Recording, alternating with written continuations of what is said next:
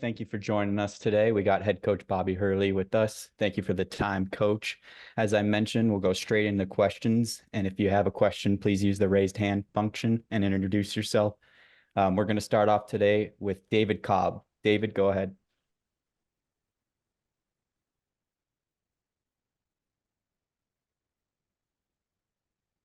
Hey, Bobby, it's David Cobb from CBS Sports. I was curious, when you were at Romulus to recruit E.C. Matthews, what kind of stood out to you about the program Nate Oates was running and the coach that he was?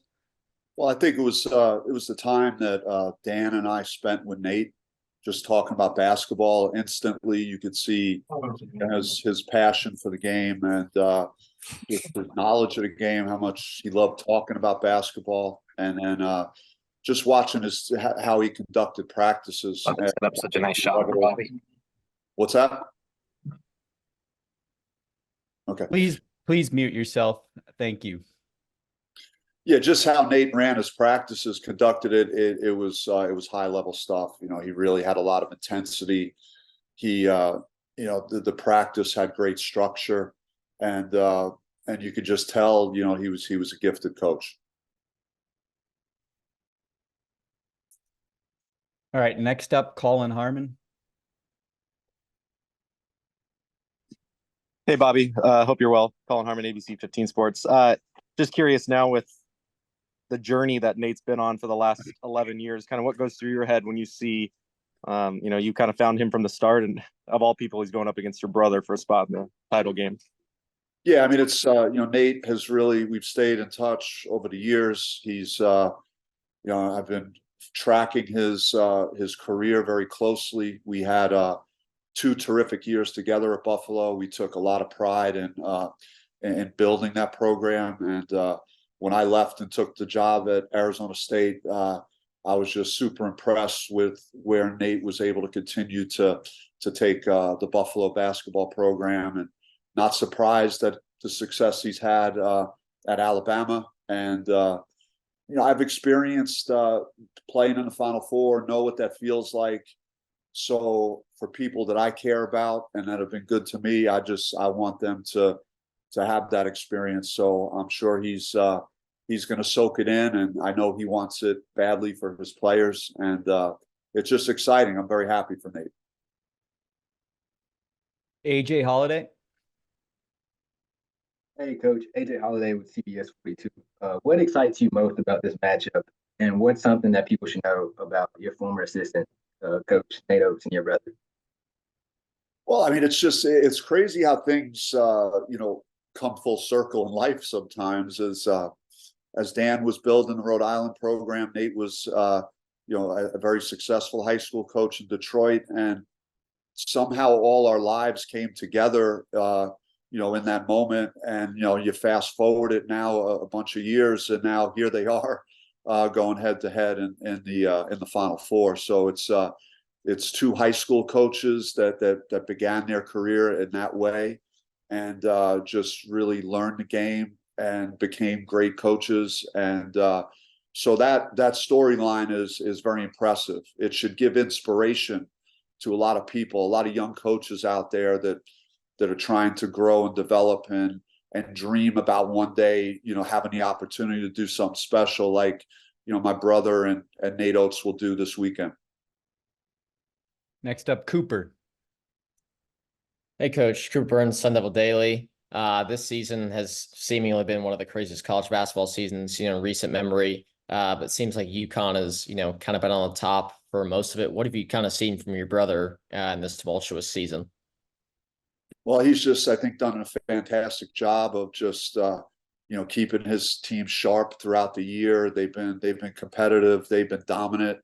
To lose the players that he lost to the draft, and then to be able to go out into the portal and through high school players and rebuild that team so quickly and put them in a position to be where they are now, I think is a testament just to, his abilities as a coach, the commitment to and the standards that UConn basketball has. And just, it's been special, to see what they did against Illinois in that stretch. I mean, I'm not sure I've seen something like that happen in a game, of that magnitude, except maybe to me, my freshman year at Duke when we got pummeled by UNLV. So, but I don't really want to talk too much about that. Kevin.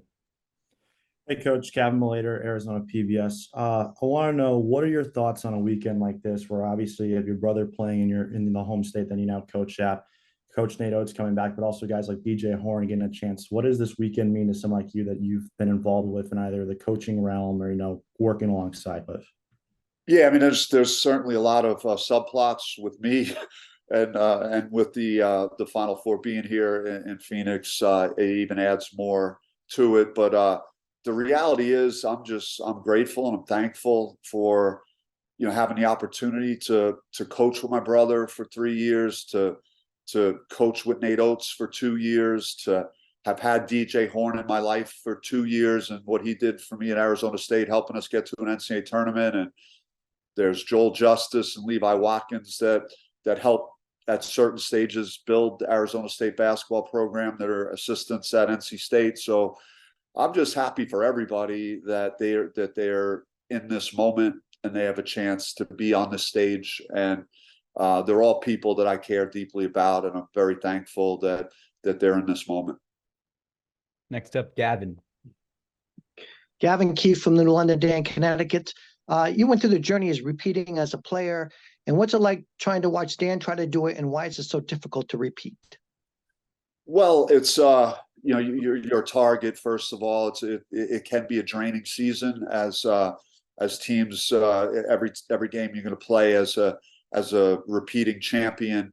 You're going to get targeted. It's going to be every team's Super Bowl when they play you, and just that could weigh on you. But I think for Dan to have this kind of success he had in the regular season, once this postseason tournament hits, you could kind of take it to a different level. I think that's what we were able to do in my back-to-back year. We knew what was right in front of us. It was our goal when we started our season, and there were a lot of months for us to get to March where the Final Four is in front of you, the NCAA tournament.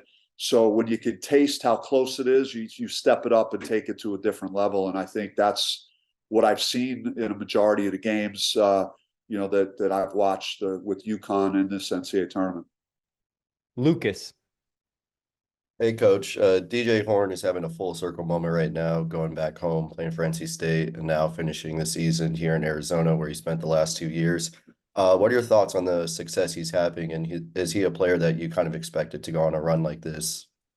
Yeah, I mean, DJ, when we brought him in from Illinois State, we saw how productive he had been, and I thought his game would translate moving up a level from the mid-majors, and he didn't disappoint. DJ was a guy we never promised anything to when he came into our program, and he fought for it. He was always kind of the underdog, and those are the type of guys I really relate well to. And he wanted to earn everything, and no one ever handed him anything. When he was playing prep basketball years ago, he wasn't a heavily recruited player, but he's continued to work and get better every season. So, I'm not surprised that he's, taken, another step, particularly late in the season, how he's come on. And he did that for us in the TCU game. And I still remember him hitting a step back three straight on to tie the game late in the game versus TCU in the NCAA tournament.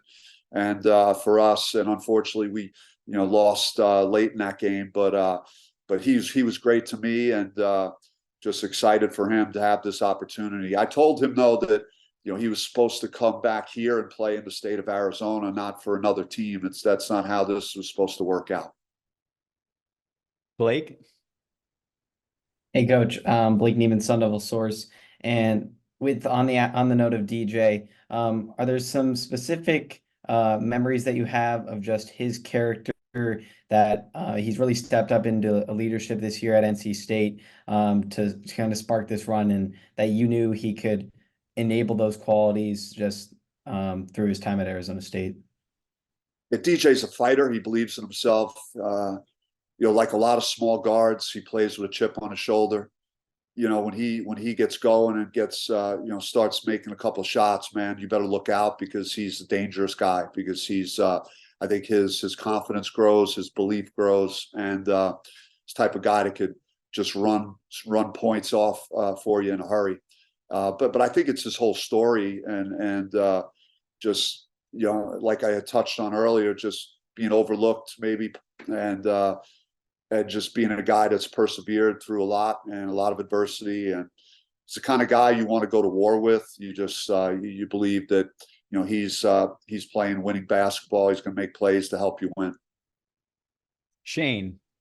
Hey, Coach, another question about DJ. He's mentioned how his time here at ASU really helped him grow into the player he is now. Can you just point out some things that you saw him grow in these 2 years at Arizona State? Well, I mean, we gave him the freedom to be who he is, and to give him the opportunity to showcase the best parts of his game. I think we work on player development. DJ's gotten better every year, and he got better this year, you know, going to North Carolina State. But I see him playing, you know, at a really good pace. You know, you can tell all the basketball he's played at this level it's all coming together. He's making good decisions out there, and he's just letting the game come to him. So he's got, you know, I think his IQ and his knowledge of the game, and in addition to his skill set, has really, you know, all come together. And that's a process you go through as a player that takes years to get to that point. So, Richard. Coach, Richard Signs of Fox 10. You've obviously had a lot of success in this Final Four. As a player, what's it like, you know, for you to look back? What's your favorite memory from this time, and what's it like to kind of see these kids have this opportunity, knowing that if you have a good showing here, this could change your life forever? Yeah, it is. It's life changing, and it's you know, I think for me, it's hard to pinpoint one, you know, memory. You know, losing to UNLV my freshman year by 30, and then coming back and beating them and UNLV was undefeated that season, and it was one of the great upsets in the history of the Final Four. And winning our first championship, standing on that podium, there's no greater feeling than that.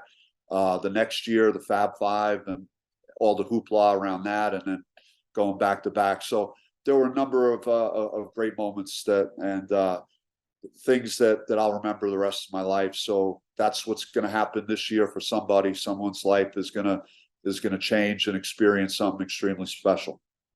Scott. All right, Coach. Scott Sanduli, Devil's Digest.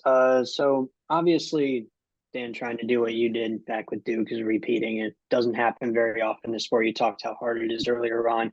But my question is, has Dan kind of sought out any advice from you, kind of like the target on your back mentality, or also like what kind of things do you feel have prepared Dan to put him in a position to where he can pull off something that doesn't happen in the sport very often?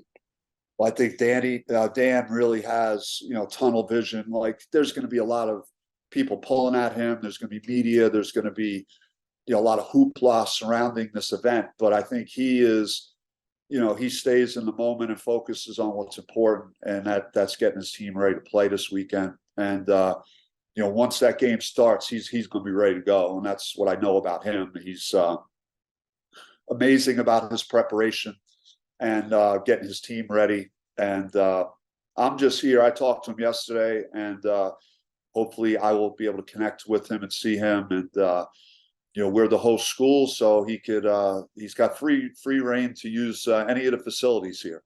You know, so he's the red carpet treatment here at Arizona State for my brother. Thank Bruce. Yeah. Hey, Bobby. Hi, Coach. Wondering, you know, following up on Dan, I know you guys talk a lot, obviously. What was it like in the off season? He lost those guys, like you were saying. Did he doubt it at all? I mean, everybody loses a lot of guys this day and age. You certainly had to deal with it as well. What was that like? And was he so confident that he could get him to this point again? Well, I think he had a championship foundation in place when you have guys like Newton at the point guard spot, Klingon, who was going to get an expanded role with Sonogo graduating.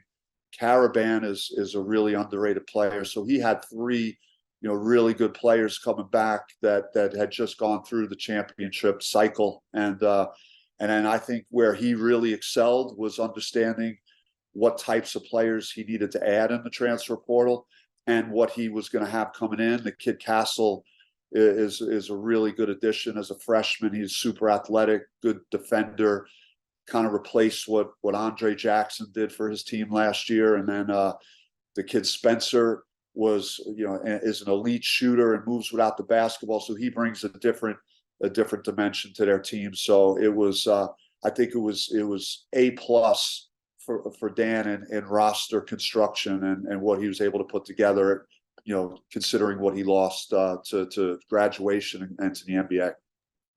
Got time for 2 more questions. First up, Nick. Bobby, talking about being the host school and obviously all these connections.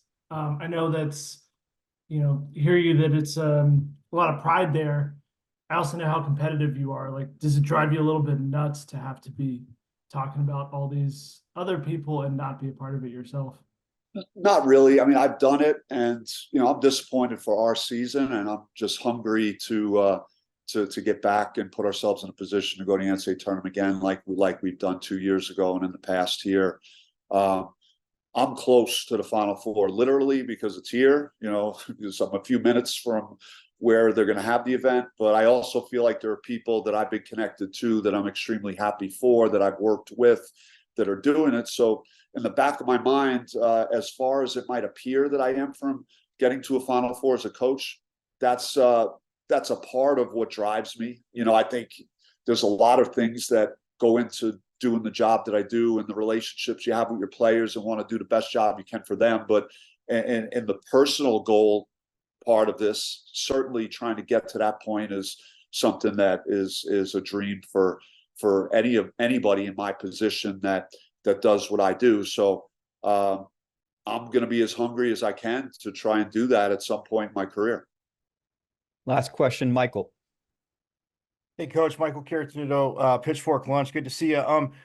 When you talked about obviously repeating as tough as it is, because I know after the first championship, like you said, I mean, in the regular season, you're everybody's national title game, Super Bowl. But when you get to back to the tournament, like you made that run as a player, what's the toughest part about that from a player standpoint to not get, too like just tense and Yep. Everything has to be great. But from a coaching standpoint, obviously, I know I've talked to you before, when we've talked to you before, a coach can't freak out. What's the biggest challenge going through a tournament in trying to repeat, but from both sides to kind of still be even keeled, but knowing that, yeah, obviously it is, win or go home? Well, I mean, there's a part of this, which is human nature to try and protect something. And so you would worry about in a game where things are going against you with some adversity that you might get uptight and say, now, well, I was supposed to be the winner here. And, you're the hunted all season. And can you flip that and kind of more be the hunter and try and attack this moment? And I think that's what my teams did. We didn't really think about what we were trying to protect something, to defend something. We were attacking to try and go get another championship. And that's what I've seen from UConn, throughout the tournament. As dominant as they've been, they haven't even allowed a team to get close, which is scary because, in both of my championships, there were games that we could have lost in each of those seasons, in each of those tournaments. And we were able to, whether it's Leitner hitting a game shot or a game-winning shot, or making some clutch plays down the stretch to beat like a UNLV in the Final Four, there was always like a really close game that we had to win. And UConn has been so dominant that they haven't even had that in 2 years. So it's been scary how good they've been. And I hope that Dan can keep it up here through the next couple of days.